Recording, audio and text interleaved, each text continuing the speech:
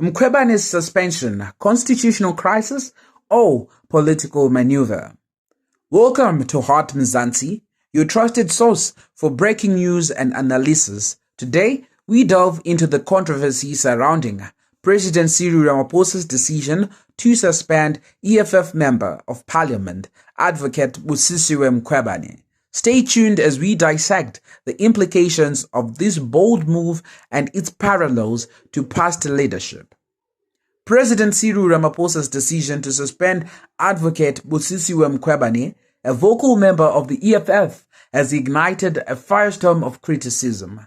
Mkhwebane wasted no time in voicing her discontent, drawing comparison to past leaders like Nelson Mandela and Jacob Zuma. She highlighted what she perceives as a double standard in the treatment of public figures facing legal challenges. Mkhwebane pointed to historical precedents, such as Nelson Mandela's willingness to face legal scrutiny during the rugby case, as evidence of a different standard of accountability. She contrasted this with Ramaphosa's decision to suspend her, despite no such action taken against Zuma during the Kandla case or former public protector Thuli Madonsela. Critics have raised concerns about the potential political motivations behind Mkhwebane's suspension, given her affiliation with the EFF, a party known for its opposition stance.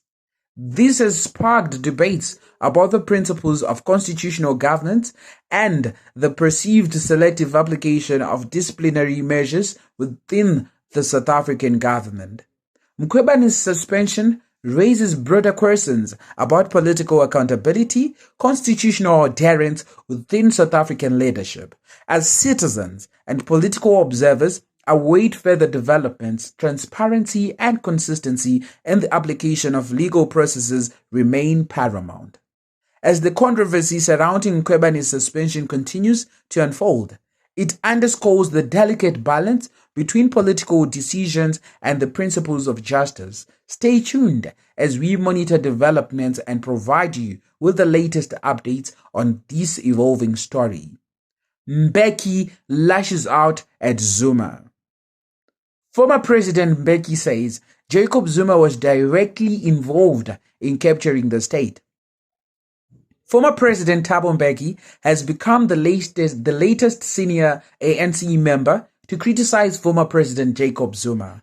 Zuma is currently under attack within the ruling party following his decision to align himself with a rival organization, the Umkhonto weSizwe MK party. Speaking on Wednesday during the ANC Lekotla, an extended leadership meeting that sets the tone for President Cyril Ramaphosa's State of the Nation address scheduled to take place next week, Mbeki blamed Zuma for the bulk of the problems currently faced by the country. He, meaning Zuma, was directly involved in capturing and taking over SARS and subsequently Eskom. He took over the process of destruction, him and Tom Moyane, the former SARS commissioner, and aggressively so, Mbeki said. As president of the country, Mbeki in 2005 sacked Zuma, who at the time was the country's deputy president. Following the dismissal, Zuma and his supporters then launched a campaign against Mbeki, who in 2008 was recalled as president of the country by the ANC top brass led by Zuma. In 2018, Zuma, who had only a few months left to complete his second term, was recalled by the ANC National Executive Committee amid allegations of corruption and state capture. Following a protracted dispute between Zuma and the ANC top brass led by Ramaphosa, Zuma in December announced that he will campaign and vote for the newly formed MK party in the upcoming elections. In his various engagements with his MK party supporters, Zuma, who has since been suspended from the ANC, accused the Ramaphosa-led ruling party of corruption, among other things. Mbeki labeled Zuma's tenure as the worst period since the ANC assumed power in 1994. It's counter-revolution that produced failure and disaster for the ANC, he said. Despite campaigning for a rival political party, Zuma, however, insisted that he remained an ANC member. While ANC Secretary-General Fikile Mbalula could not rule out the possibility of Zuma approaching the courts in a bid to have his suspension lifted, he said Zuma's conduct left the ANC neck with no other option but to suspend him. Former President Jacob Zuma is actively impugning the integrity of the ANC and campaigning to dislodge the ANC from power while claiming to be or not having terminated his membership. This conduct is irreconcilable with the spirit of organizational discipline and the letter of the ANC constitution, Mbalula said.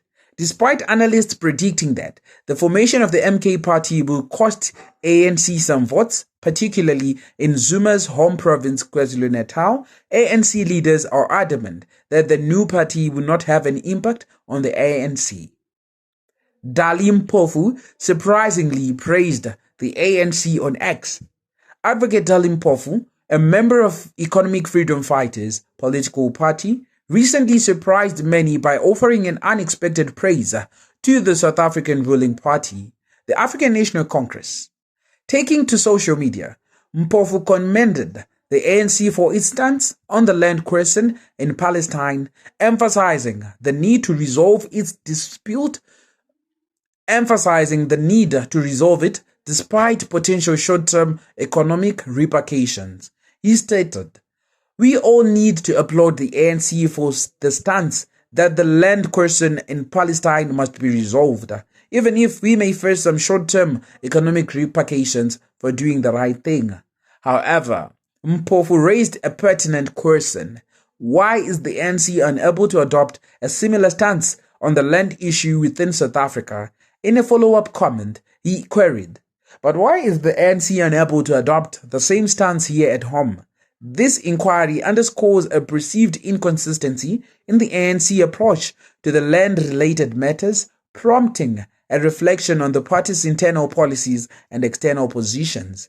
Mpofu's acknowledgement of the ANC's principled stand abroad juxtaposed with a call of similar action domestically adds a layer of complexity to the ongoing discourse on economic and land issues in South Africa. Intelligence formations were established with the mandate to maintain, advance and protect the apartheid social system through destroying opponents of apartheid, including the destruction of the ANC and its allies. It would be naive in the extreme to assume that these apartheid intelligence operatives disappeared with the disappearance of apartheid from the law books. They are very much active and seek to influence even what may seem to be attempts to transform or correct the problems that affect the state security agency. They are hell-bent not just to undermine the state, but the governing party. This is not a theoretical conjecture. Jacob Zuma delivered an Oliver Tambo centenary lecture in November 2017 in Kagiso on the West Rand. Among other things, he said, after the banning of our organizations and the beginning of the negotiations, the countries which were our enemies or had been our enemies got an opportunity to woo and to recruit us. They would say to us, please work with us secretly. Nobody else will know. We'll give you everything you want. You recall this is what was said to Walter Sisulu when he was interrogated by the special branch. It was repeated according to President Zuma even now. When some among us agree to these overtures, we become weaker. Comrades return from training and we give them tasks, not knowing that they are now working with the enemy as its secret agents. This person, I'm an enemy agent, has already been trained how to conceal himself or herself so that he or she is not discovered. He or she behaves as though he or she loves the ANC more than all other people. And after he or she has spoken, we all decide to elect this comrade.